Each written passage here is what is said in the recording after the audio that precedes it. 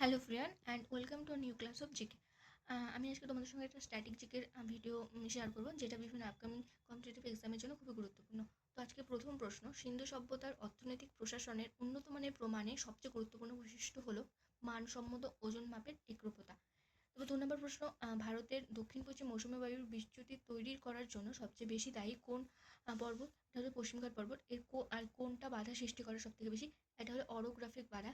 এটা হলো পশ্চিমঘাট পর্বতে যেটা রয়েছে, সেটাই হচ্ছে সবচেয়ে মৌসুমী বায়ুর বিচ্যুতি ঘটানোর জন্য দায়ী। এবার হচ্ছে ভারতীয় সংবিধানের কোন বৈশিষ্ট্যটির জন্য তাকে কোয়াসি ফেডারেল বলে? সেটা হচ্ছে কেন্দ্রের অধিক আইন প্রণয়ন ক্ষমতা যেটা সংবিধানে রয়েছে, এই জন্য সংবিধানকে কোয়াসি ফেডারেল বলা হয়। তারপর হচ্ছে জাতীয় কংগ্রেস, ইন্ডিয়ান ন্যাশনাল কংগ্রেস। সেই কংগ্রেস শব্দের কংগ্রেস শব্দের অর্থ কী? এর অর্থ হচ্ছে জনগণের সমাবেশ।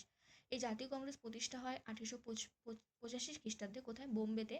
আর এই সময় প্রথম সভাপতি ছিলেন ডব্লিউ.সি ব্যানার্জি বা উমেশচন্দ্র ব্যানার্জি। এবং সেই সময় প্রতিষ্ঠাতা কে ছিল? অ্যালান অক্টাভিয়ান হিউম হলো প্রতিষ্ঠাতা বা জনক বলতে পারো, এবং সেই সময় ভাইসরয়ও ছিলেন লর্ড ডাফরিন। তো জাতীয় কংগ্রেস প্রথম 1885 সালে বোম্বেতে প্রতিষ্ঠা হয়। আর সেই প্রথম সভার সভাপতি ছিলেন উমেশচন্দ্র ব্যানার্জি। আর যদি বলে জনক বা প্রতিষ্ঠাতা, সেক্ষেত্রে হবে হচ্ছে অ্যালান অক্টাভিয়ান হিউম। আর ভাইসরয় যদি বলে, তাহলে লর্ড ডাফরিন সেই সময় ভাইসরয় ছিল। এরপর হচ্ছে কংগ্রেস শব্দটি নেওয়া হয়েছে কোন দেশ থেকে? আমেরিকা থেকে নেওয়া হয়েছে। এটা ভারতের নিজস্ব শব্দ নয়, এটা আমেরিকা থেকে গৃহীত। নেক্সট হচ্ছে প্রথম অধিবেশন হয় বোম্বেতে, যেটা 1885 সালে হয়। বললাম, যেটা সভাপতি ছিল ডব্লিউ.সি ব্যানার্জি বা উমেশচন্দ্র ব্যানার্জি। এরপর ভারতের ন্যাশনাল কংগ্রেস কথাটি প্রথম ব্যবহার করেন কে? এই ন্যাশনাল কংগ্রেস বা জাতীয় কংগ্রেস কথাটি প্রথম ব্যবহার করে সুরেন্দ্রনাথ ব্যানার্জি। তারপর ভারতীয় জাতীয় কংগ্রেসের প্রথম মুসলিম সভাপতি ছিলেন বরউদ্দিন তয়েবাজি। তারপর দ্বিতীয় অধিবেশনের সভাপতি ছিলেন দাদাভাই নৌরোজি, যেটা কলকাতাতে হয়। এবং কবে? 1886 সালে দাদাভাই নৌরোজির নেতৃত্বে দ্বিতীয় অধিবেশন হয়, যেটা হচ্ছে সভাপতি ছিলেন দাদাভাই নৌরোজি। এটা কলকাতাতে হয় 1886 সালে। মানে প্রথম বোম্বে অধিবেশনের পরের বছরই 1886 সালে কলকাতা হয়। তারপর যে ডাফরিনের মস্তিষ্ক থেকে কংগ্রেসের জন্ম, এই মত পোষণ করেন কে? লালা লাজপত রায় এই মত পোষণ করে।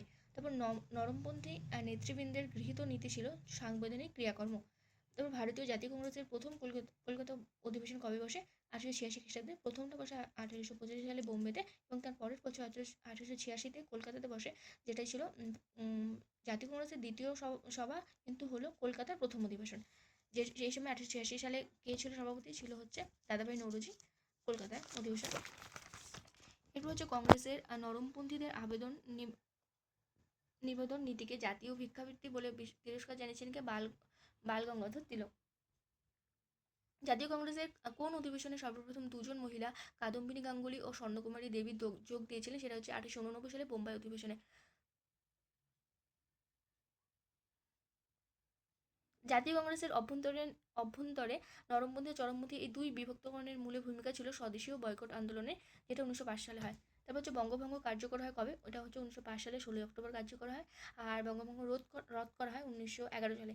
বঙ্গভঙ্গ কার্যকর করলে লর্ড কার্জন। আর যদি বলে বঙ্গভঙ্গ হচ্ছে রদ করেন কে বা বন্ধ করেন, তাহলে হবে লর্ড হার্ডিঞ্জ 1911 সালে।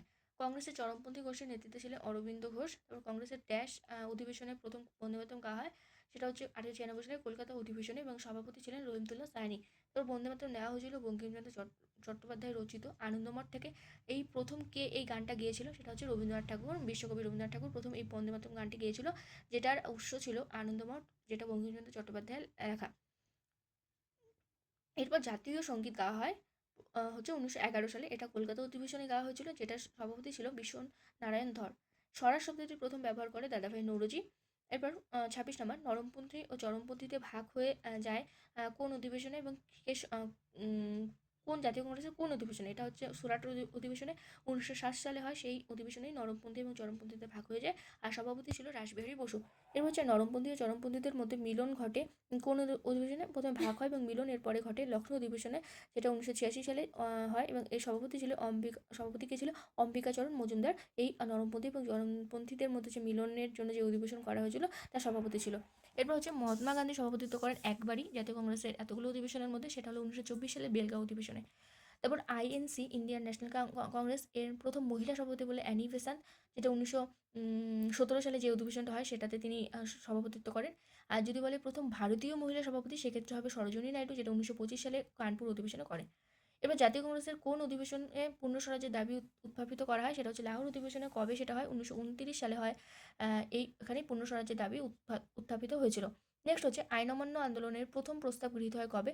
লাহোর অধিবেশনে, যেটা সভাপতি ছিল জওহরলাল নেহরু, এবং এটা 1929 সালে এই প্রস্তাবটা গৃহীত হয়েছিল লাহোর অধিবেশনে। নেক্সট হচ্ছে আইএনসির প্রথম নির্বাচিত সভাপতি হলেন সুভাষচন্দ্র বসু, মানে তাকে ভোট দানের মাধ্যমে নির্বাচন করা হয়েছিল এই সুভাষচন্দ্র বসুকে। সুভাষচন্দ্র বসু এই আইএনসির দুটা অধিবেশনে বসে, সেটা হচ্ছে 1938 সালের হলো হরিপুরা অধিবেশন, এবং তারপরে 1939 সালে ত্রিপুরা অধিবেশন, এই দুটো অধিবেশনে বসেছিল। আইএনসির সর্বকনিষ্ঠ সভাপতি ছিলেন মৌলানা আবুল কালাম আজাদ। নেক্সট হচ্ছে ভারত ছাড়ো আন্দোলনের সময় আইএনসির সভাপতি ছিলেন মৌলানা আবুল কালাম আজাদ। তারপর আইএনসির প্রথম গ্রামীণ অধিবেশন হয় 1937 সালে ফৌজপুর অধিবেশনে, যেটা সভাপতি ছিলেন জওহরলাল নেহরু। নেক্সট 37 নম্বর, ভারতীয় স্বাধীনতার সময় কংগ্রেসের সভাপতি ছিলেন জে.বি. কৃপালনি, হলো ভারতীয় স্বাধীনতার সময় কংগ্রেসের সভাপতি ছিলেন। এবং 38 নম্বর, ফরওয়ার্ড ব্লক প্রতিষ্ঠা করেন সুভাষচন্দ্র বসু। তো আমি তোমাদের সঙ্গে টোটাল 38টা প্রশ্ন শেয়ার করলাম, সাথে হচ্ছে এক্সপ্লেনেশনও। বলছিলাম একটা জিনিস নিয়ে আসি, তোরা একটু টেস্ট কর। দিদিটা বানাইছে।